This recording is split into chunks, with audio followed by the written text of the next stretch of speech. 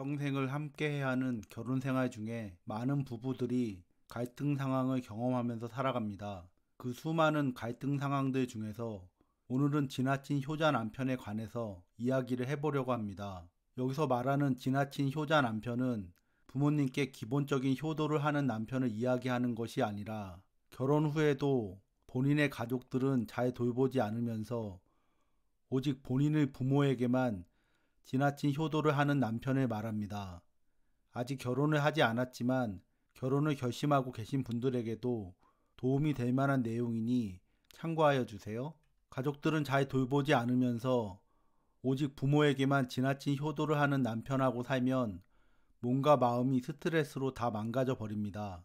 일반적인 효도가 아닌 지나친 효도를 하는 건 남편이 아직 시부모로부터 정서적인 독립을 하지 못한 상태이기 때문에 아내의 입장에서는 이런 어린아이와 같은 남편과 늘 갈등 속에서 지낼 수밖에 없고 결국 아내가 살기 위해서는 이혼을 선택할 수밖에 없는 상황에 놓일 수도 있습니다. 심지어 결혼 전에는 효자로 보이지 않던 남편이 결혼하고 나서는 갑자기 효자가 되는 경우도 많습니다.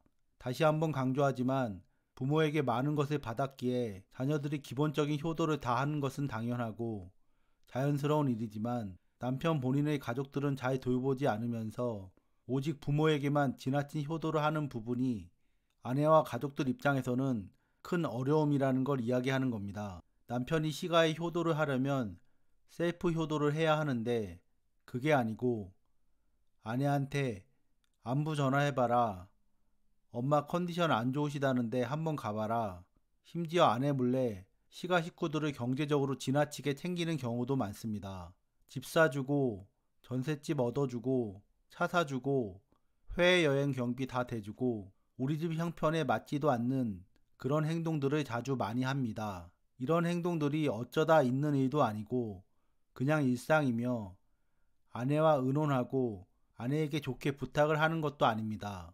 아내는 아등바등 아끼고 해서 잘 살아보려고 하는데 부모님에 대한 효도라는 명목으로 아내를 완전히 무시하는 경우도 많습니다. 아내 입장에서는 내 부모도 아닌데 나도 내 부모한테 충분히 잘하고 있지 못하는데 남편이 왜 며느리인 자기한테 효도를 다 하라고 하는지 도무지 이해가 안 가고 화가 나서 결국 마음에 병이 생기게 됩니다. 배우자가 남편 비서도 아닌데 시부모한테 이거 해드려라 저거 해드려라 왜 이렇게 시키는 게 많은지 이렇게 시부모에게 대리 효도를 시키려고 작정하고 결혼을 한 건 아닌지 아내는 여러 가지 생각들에 오늘도 머릿속이 복잡합니다. 두 사람이 별 문제 없이 잘 살면 그게 효도 아닌가요? 형편이 돼서 용돈도 드리고 가끔 찾아뵙고 맛있는 것도 사드리고 그러면 그게 효도 아닌가요? 물론 부모 입장에서는 충분한 효도가 아닐지도 모르지만 그래도 어느 정도 기본은 한다고 봅니다. 형편도 안 되는데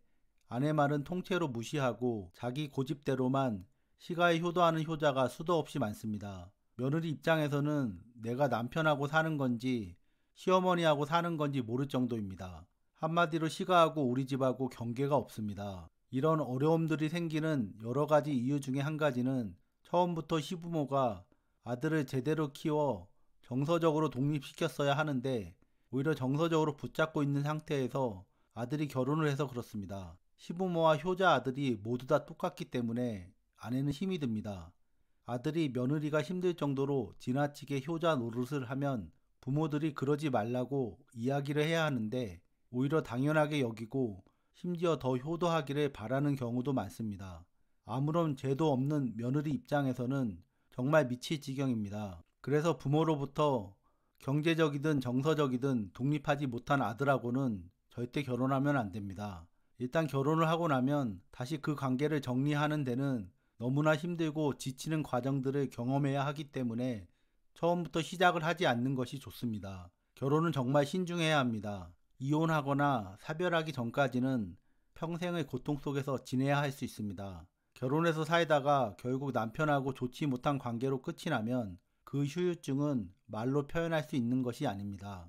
심한 경우 사람 자체에 대한 신뢰를 잃어버릴 수도 있습니다. 다시 강조해서 말하지만 남편 본인의 가족들은 잘 돌보지 않으면서 오직 부모에게만 지나친 효도를 하는 남편하고 살면 몸과 마음이 스트레스로 다 망가져 버립니다.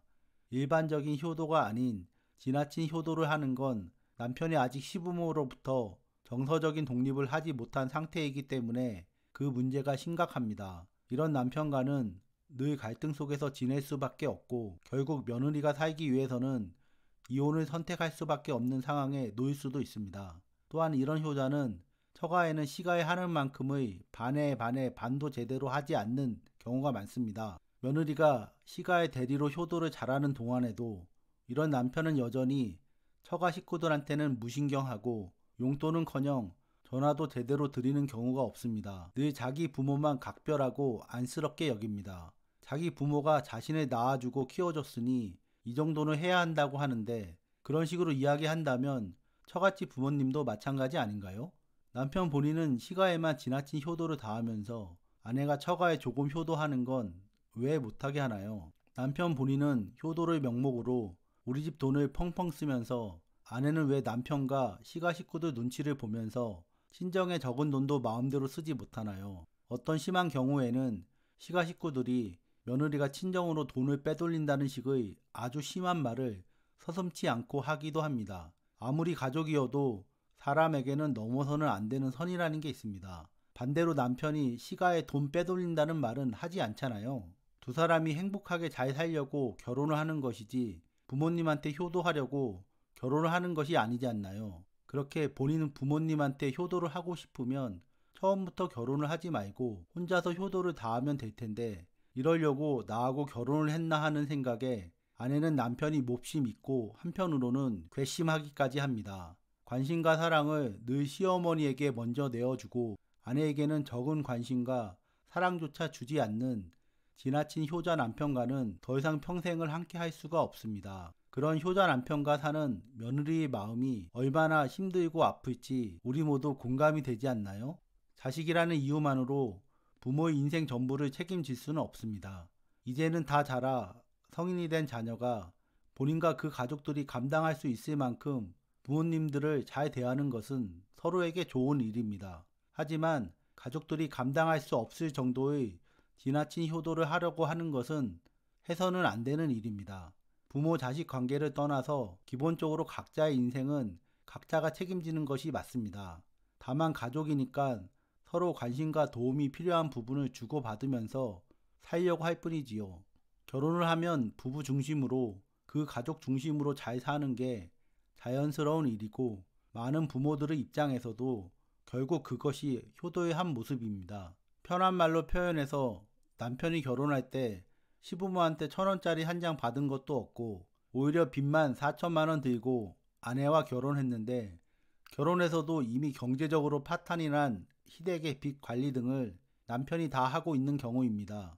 심지어 시부모들은 장남인 아들이 그렇게 하는 걸 당연하게 여기고 미안해하는 기색조차 없는 그런 사람들입니다. 오히려 아들이 더 잘하기를 바라죠. 주변에서는 그 집 사정을 잘 알지도 못하면서도 그래도 아무리 그런 부모님이어도 낳아주고 키워주신 부모님이니 기본적인 효도는 하는 게 도리라고 이야기하는 사람들도 있습니다. 만약 그 시부모와 같은 사람들이 우리들을 부모라고 생각한다면 여러분은 어떻게 해야 한다고 생각을 하시나요? 집안마다 다 사정이 있고 다른 사람들은 그 사정을 잘 알지도 못하고 잘 알 수도 없으니 남의 집 일이라고 쉽게 이야기하는 것은 자제를 해야 한다는 생각이 듭니다. 결론적으로 아내와 가족들은 나 몰라라 하고 오로지 효자 노릇만 하려고 하는 남편하고 함께 사는 것은 정말 힘든 일이라는 것을 절대 잊지 말아주세요. 여러분의 현명한 판단과 결심들이 이루어지기를 바랍니다. 저는 앞으로도 여러분의 인생에 조금이라도 도움이 되는 이야기를 들려드리도록 계속해서 노력하겠습니다. 지금까지 시청해주셔서 감사합니다. 이 영상의 내용이 좋았다면 구독과 좋아요 그리고 알람 설정까지 요청드립니다. 그리고 이 영상의 내용과 관련하여 하고 싶은 이야기가 있으시다면 댓글에 달아주세요. 다시 한번 감사드립니다. 오늘도 편안한 하루 되세요.